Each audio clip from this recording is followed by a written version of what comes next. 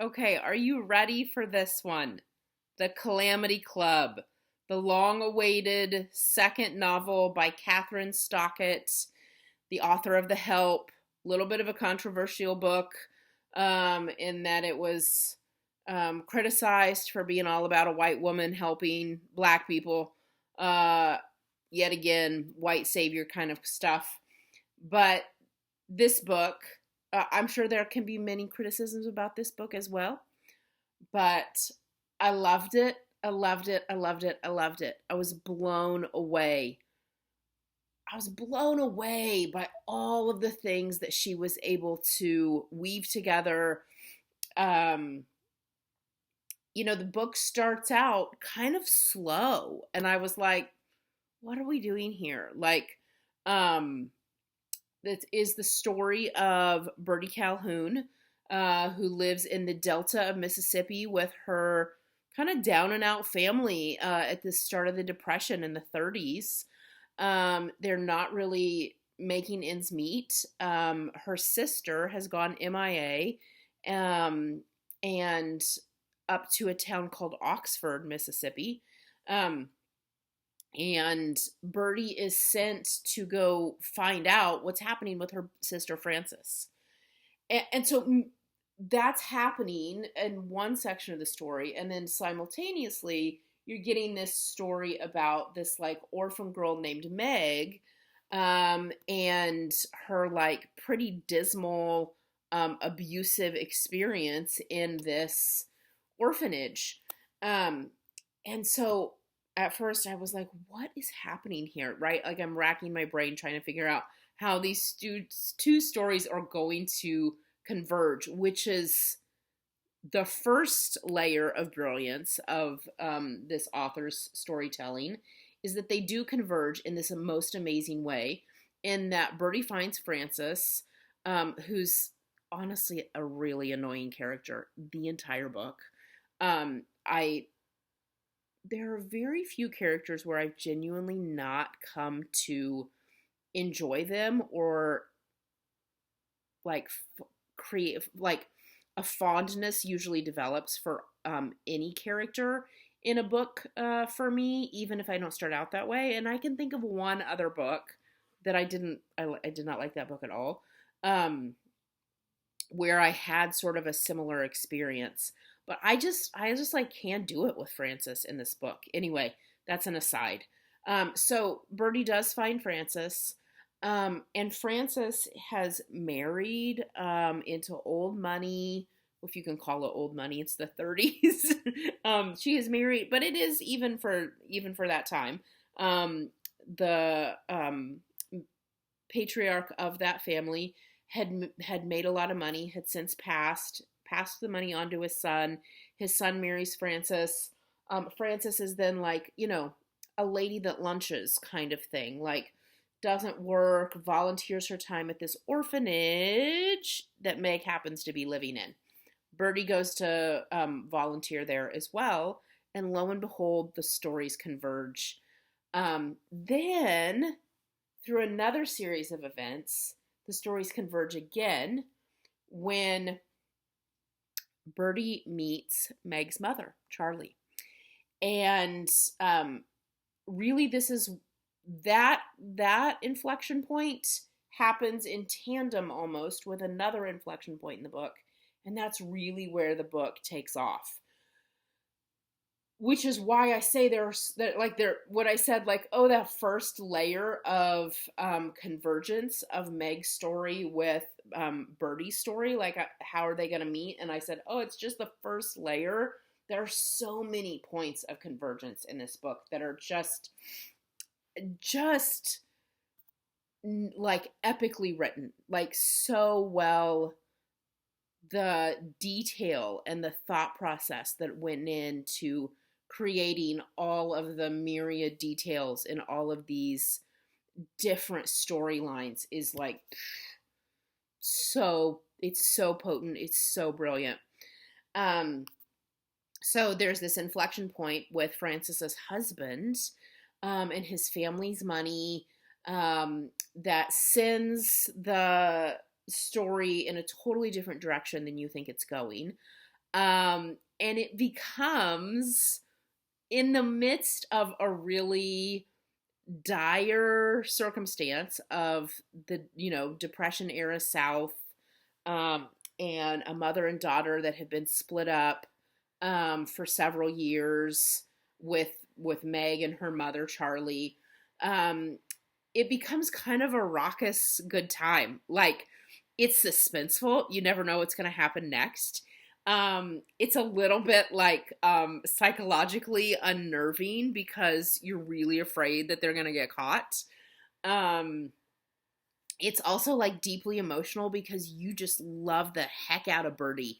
And she's so amazing in how she handles the challenges of things that get thrown at her, how her willingness to take care of people, the depth of her heart, the fact that basically in her time, she's considered a spinster. Like, she's not married. She's not actually that old, but like she's not interested in getting married really.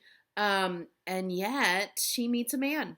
And it is, so then it's a romance too, right? You have all of these things happening in this book.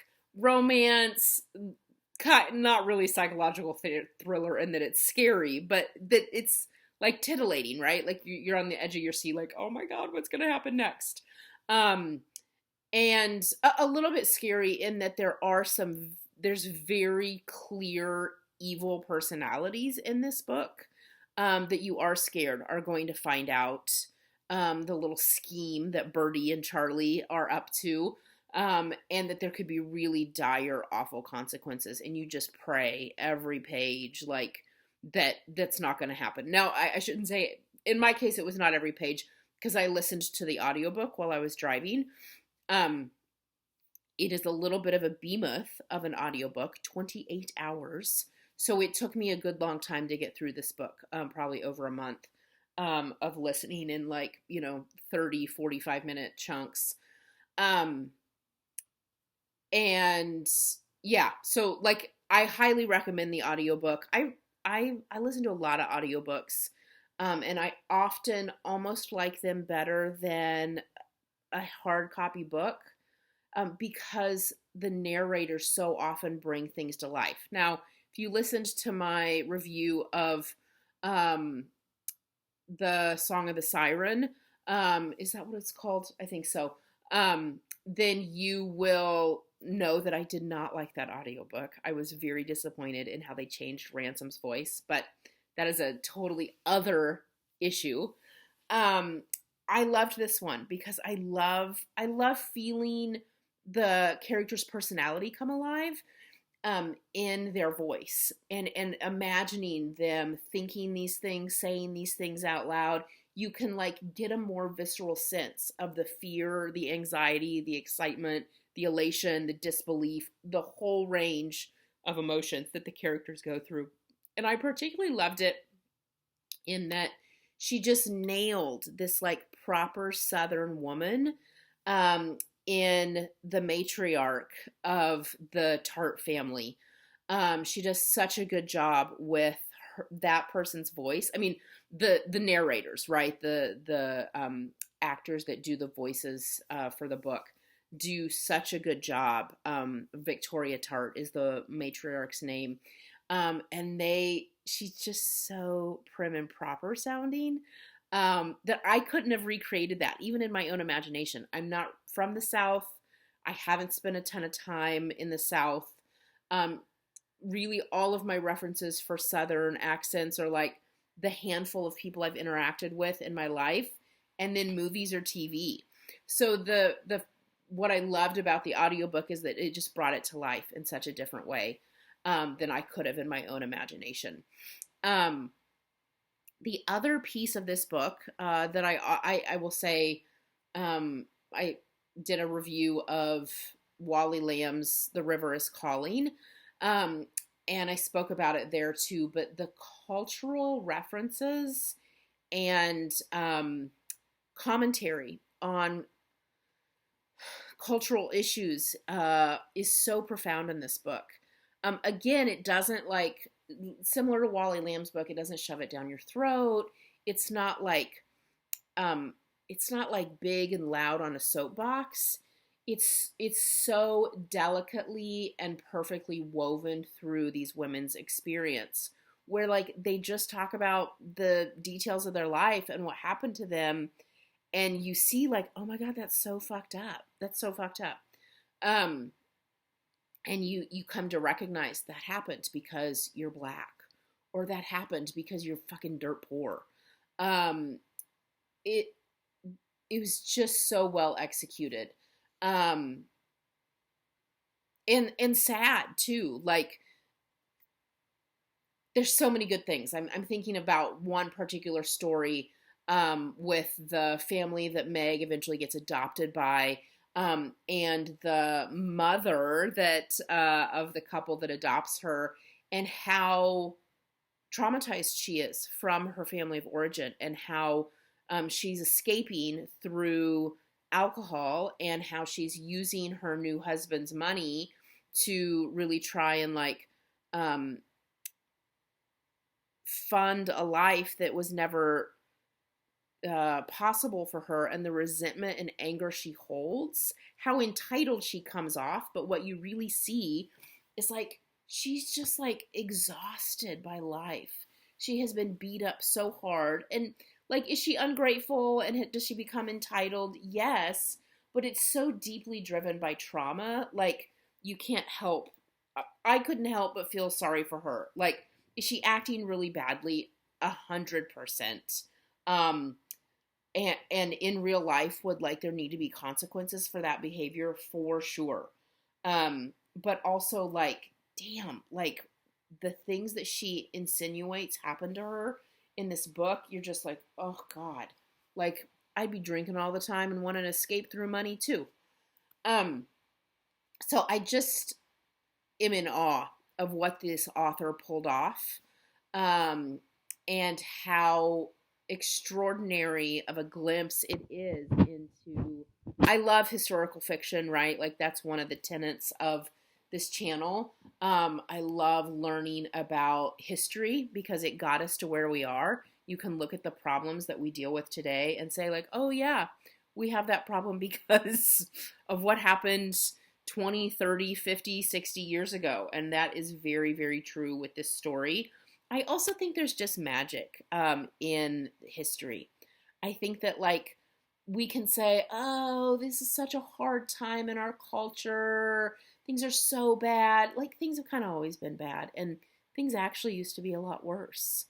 And so there's something about that as well. Like reading historical fiction will really give you a deep perspective. Of course, reading historical nonfiction would give you more of a perspective, but it's never quite as entertaining, right? And so this is an accurate portrayal of what people experienced in the 30s.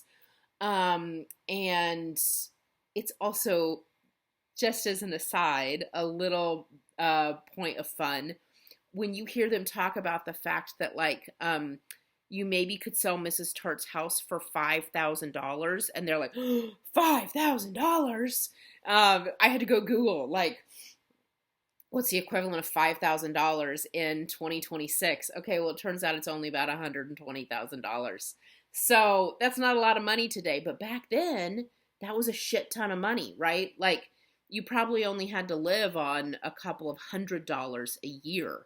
Then, you know, they talk about like, I don't know, some, like a telegram cost 10 cents back then.